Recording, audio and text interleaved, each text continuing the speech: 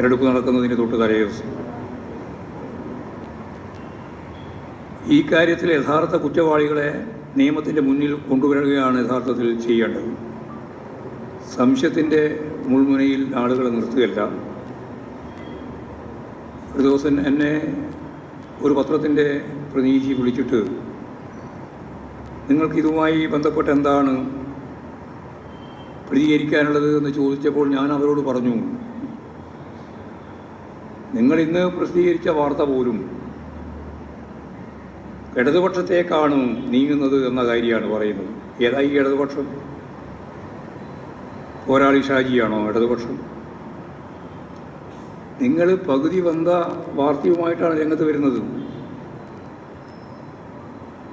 CPM-നെ സംബന്ധിച്ചിടത്തോളം യാതൊരു തർക്കമില്ല. ഇമാതിരിയുള്ള ഒരു നിലപാടിലും തെറ്റായ ഒരു സമീപനത്തിൻ്റെയും ഭാഗമായിട്ട് പോകേണ്ട ഒരു കാര്യവും ഞങ്ങൾക്കില്ല.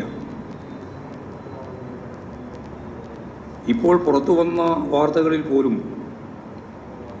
CPM നേരത്തെ തന്നെ തള്ളിപ്പറഞ്ഞ ചില ഗ്രൂപ്പുകളെ ചൂണ്ടിക്കാട്ടിയാണ് LDF-നെതിരെ പ്രചാരണം നടത്താൻ അവർ ശ്രമിക്കുന്നത്. ഒരു തരത്തിലുള്ള ഒളിച്ചുവെക്കുന്ന കാര്യവും CPM-ന് ഈ കാര്യവുമായിട്ട് ബന്ധപ്പെട്ട് ഇല്ല.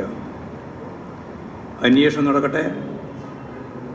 പോലീസ് അന്വേഷിച്ച് ശക്തമായ നടപടികൾ സ്വീകരിക്കുകയാണ് വേണ്ടത്.